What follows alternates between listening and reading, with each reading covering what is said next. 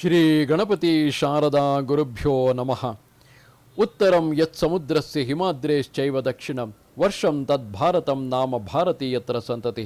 ಶ್ರೋತೃಗಳಿಗೆ ಶ್ರೀ ಸ್ಕಾಂದ ಮಹಾಪುರಾಣದ 3ನೆಯ ಬ್ರಹ್ಮಖಂಡದ ಸೇತು ಮಹಾತ್ಮ್ಯದಲ್ಲಿ ಅಮೃತವಾಪಿ ಪ್ರಶಂಸೆಯಲ್ಲಿ ಅಗಸ್ತ್ಯ ಭ್ರಾತೃಮುಕ್ತಿ ಎಂಬ 13ನೆಯ ಅಧ್ಯಾಯಕ್ಕೆ ಸ್ವಾಗತ. ಶ್ರೀ ಸೂತನು ಹೇಳುತ್ತಾನೆ, ಮನೋಜವನು ಈ ರೀತಿಯಾಗಿ ಮಂಗಳ ಮಹಾತೀರ್ಥದಲ್ಲಿ ಸ್ನಾನ ಮಾಡಿ ಪಾಪದಿಂದ ಮುಕ್ತನಾಗಿ ಬಳಿಕ ಏಕಾಂತ ರಾಮನಾಥವೆಂಬ ಕ್ಷೇತ್ರಕ್ಕೆ ತೆರಳಬೇಕು. ಎಲೈ ವಿಪ್ರರೇ, ಅಲ್ಲಿ ಜಗತ್ತಿಗೆ ಒಡೆಯನಾದ ಶ್ರೀರಾಮನು ಸೀತಾ ಲಕ್ಷ್ಮಣರೊಡನೆ ಹನುಮಂತನೇ ಮೊದಲಾದ ವಾನರರಿಂದ ಪರಿವೃತನಾಗಿ ಲೋಕಾನುಗ್ರಹಕ್ಕಾಗಿ ಯಾವಾಗಲೂ ವಾಸ ಮಾಡುತ್ತಿರುವನು. ಅಲ್ಲಿ ಅಮೃತವಾಪಿ ಎಂಬ ಪುಣ್ಯ ತೀರ್ಥವಿರುವುದು. ಅದರಲ್ಲಿ ಮುಳುಗುವ ಮಾನವರಿಗೆ ಜರಾ ಮೃತ್ಯುಗಳ ಭೀತಿ ಇರುವುದಿಲ್ಲ. ಈ ಅಮೃತವಾಪಿಯಲ್ಲಿ ಶ್ರದ್ಧೆಯಿಂದ ಸ್ನಾನ ಮಾಡುವವರು ಶಂಕರನ ಅನುಗ್ರಹದಿಂದ ಅಮೃತತ್ವವನ್ನು ಪಡೆಯುತ್ತಾರೆ. ಮಹಾಪಾತಕ ನಾಶಿನಿಯಾದ ಈ ಅಮೃತವಾಪಿಯಲ್ಲಿ ಸ್ನಾನ ಮಾಡುವವರಿಗೆ ಅಮೃತತ್ವವನ್ನು ನೀಡಲು ಹರನು ಯಾವಾಗಲೂ ಅದರ ದಡದಲ್ಲಿಯೇ ಸನ್ನಿಹಿತನಾಗಿರುವನು. ಋಷಿಗಳು ಕೇಳುತ್ತಾರೆ, ವ್ಯಾಸ ಶಿಷ್ಯನಾದ ಸೂತನೇ, ಯಾವ ಕಾರಣದಿಂದ ಇದಕ್ಕೆ ಅಮೃತವಾಹಿನಿ ಎಂಬ ಹೆಸರುಂಟಾಗಿತು ಮತ್ತು ಅದರ ವೈಭವವು ಎಂತಹುದು? ತಮ್ಮ ವಾಗಾಮೃತವನ್ನು ಪಾನ ಮಾಡುವ ನಮಗೆ ತೃಪ್ತಿಯುಂಟಾಗಿಲ್ಲವಾದುದರಿಂದ ಈ ವಿಚಾರವನ್ನರುಹು. ಸೂತನು ಹೇಳುತ್ತಾನೆ, ಎಲೈ ದ್ವಿಜರೆ, ಇದಕ್ಕೆ ಅಮೃತವಾಹಿನಿ ಎಂಬ ಹೆಸರು ಬರಲು ಕಾರಣವನ್ನು, ಮನೋಹರವಾದ ಅದರ ವೈಭವವನ್ನು ಅರುಹುವನ್ನು ಕೇಳಿರಿ.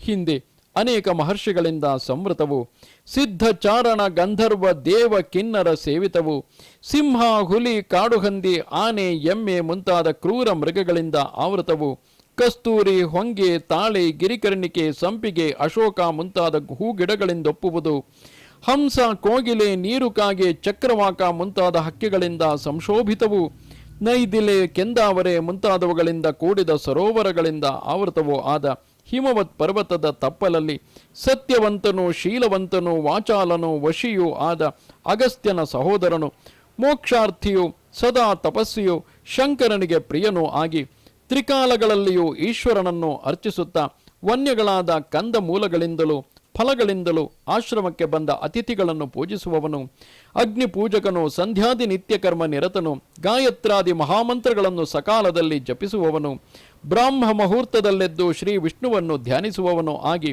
ಉಷಃಕಾಲದಲ್ಲಿ ಸ್ನಾನ ಮಾಡಿ ಪ್ರಸನ್ನ ಮನಸ್ಕನಾಗಿ ಸಂಧ್ಯೆಯನ್ನು ಆಚರಿಸಿ ಗಾಯತ್ರಿಯನ್ನು ಜಪಿಸಿ ಹರಿಹರರನ್ನು ಪೂಜಿಸಿ ವೇದಾಧ್ಯಾಯಿಯು ಶಾಸ್ತ್ರ ಪಾಠಿಯು, ಮಧ್ಯಾಹ್ನ ಕಾಲದಲ್ಲಿ ಅತಿಥಿ ಅಭ್ಯಾಗತರ ಪೂಜಕನು, ಪುರಾಣಗಳನ್ನು ಕೇಳುವವನು, ಅಗ್ನಿ ಕಾರ್ಯದಲ್ಲಿ ಅಪ್ರಮತ್ತನು, ಪಂಚಯಜ್ಞಗಳಲ್ಲಿ ನಿರತನು, ವೈಶ್ವದೇವ ಬಲಿಹರಣಗಳನ್ನು ನಡೆಸುವವನು, ಪ್ರತಿ ವರ್ಷವೂ ಸಮಸ್ತ ಪಿತೃದಿನಗಳಲ್ಲಿಯೂ ಪಿತೃದ್ದೇಶದಿಂದ ಶ್ರಾದ್ದ ಕೃತ್ಯವನ್ನು ನೆರವೇರಿಸುವವನು ಆಗಿ ಕಾಲವನ್ನು ಕಳೆಯುತ್ತಿದ್ದನು.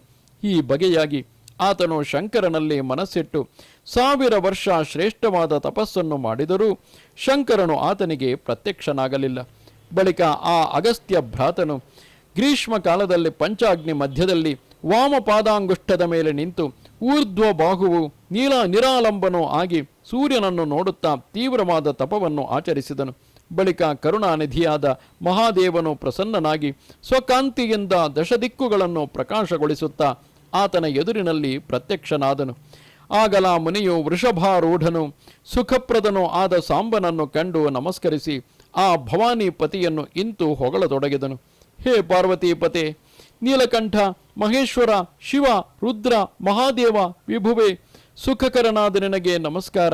ಶ್ರೀಕಂಠ, ಉಮಾಪತೆ, ಶೂಲಪಾಣೆ, ಭಗನೇತ್ರ, ಹರ, ಅವ್ಯಯ, ಗಂಗಾಧರ, ವಿರೂಪಾಕ್ಷ, ರುದ್ರ, ಮನ್ಯುವಾದ ನಿನಗೆ ಎರಗುವೆನು.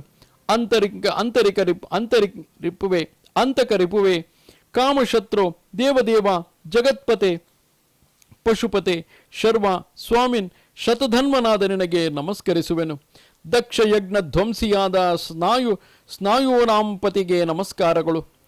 ನಿಚೋರುವಿಗೆ ನಮಸ್ಕಾರ, ಪುಷ್ಪಪತಿಗೆ ನಮಸ್ಕಾರ, ಪುಷ್ಟಪತಿಗೆ ನಮಸ್ಕಾರ.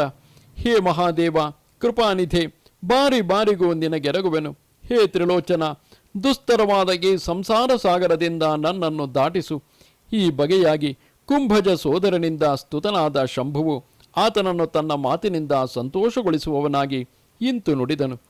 ಈಶ್ವರನು ಹೇಳುತ್ತಾನೆ, ಎಲೈ ಕುಂಭಜ ಸೋದರನೇ, ನಿನಗೆ ಮೋಕ್ಷೋಪಾಯವನ್ನು ಹೇಳುವೆನು ಕೇಳು. ಸೇತು ಮಧ್ಯದಲ್ಲಿನ ಗಂಧಮಾದನ ಪರ್ವತದಲ್ಲಿ ಮಂಗಳ ತೀರ್ಥದ ಹತ್ತಿರ ಒಂದು ಮಹಾತೀರ್ಥವಿರುವುದು.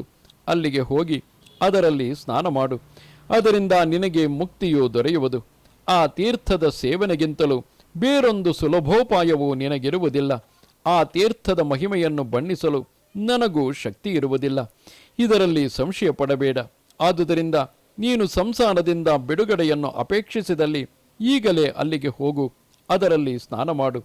ಹೀಗೆ ಹೇಳಿ ಆ ಶಂಕರನಲ್ಲಿಯೇ ಅಂತರ್ಹಿತನಾದನು. ಬಳಿಕ ಅಗಸ್ತ್ಯ ಸೋದರನು ಶಂಕರನ ಅಪ್ಪಣೆಯಂತೆ ಸಮುದ್ರದೊಳಗಿನ ಸೇತುರೂಪವಾದ ಗಂಧಮಾದನ ಪರ್ವತಕ್ಕೆ ಹೋಗಿ ಈಶ್ವರೋಕ್ತವಾದ ಆ ತೀರ್ಥವನ್ನು ಸೇರಿದನು.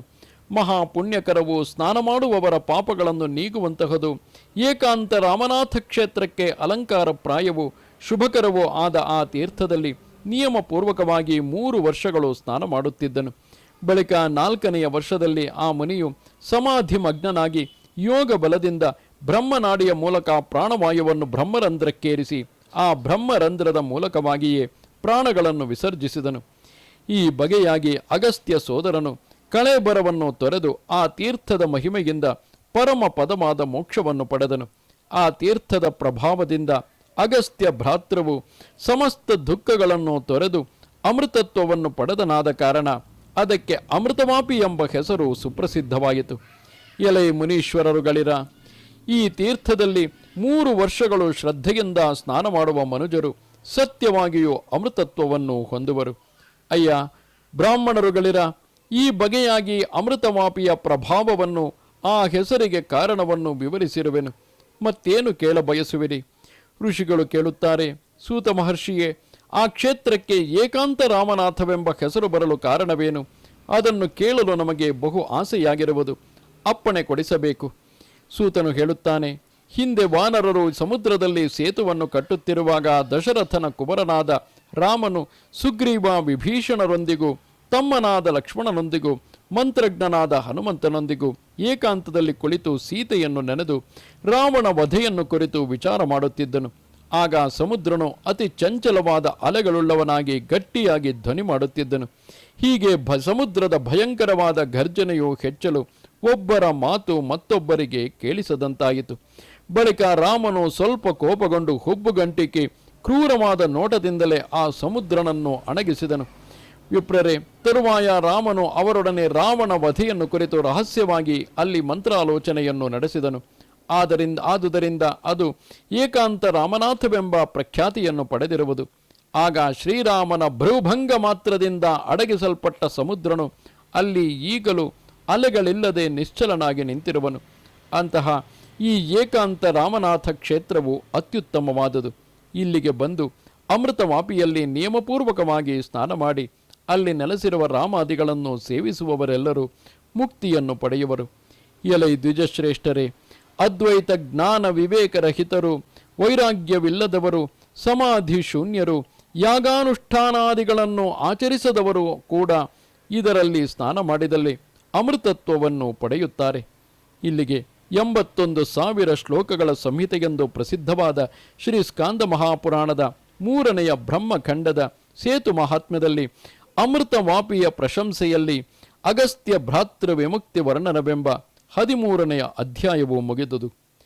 ನಮಸ್ತೆ ಶಾರದೆ ದೇವಿ ಕಾಶ್ಮೀರ ಪುರವಾಸಿನಿ ತ್ವಾಮಹಂ ಪ್ರಾರ್ಥಯೇ ನಿತ್ಯಂ ವಿದ್ಯಾದಾನಂಚ ದೇಹಿಮೆ. ನಮಸ್ಕಾರ.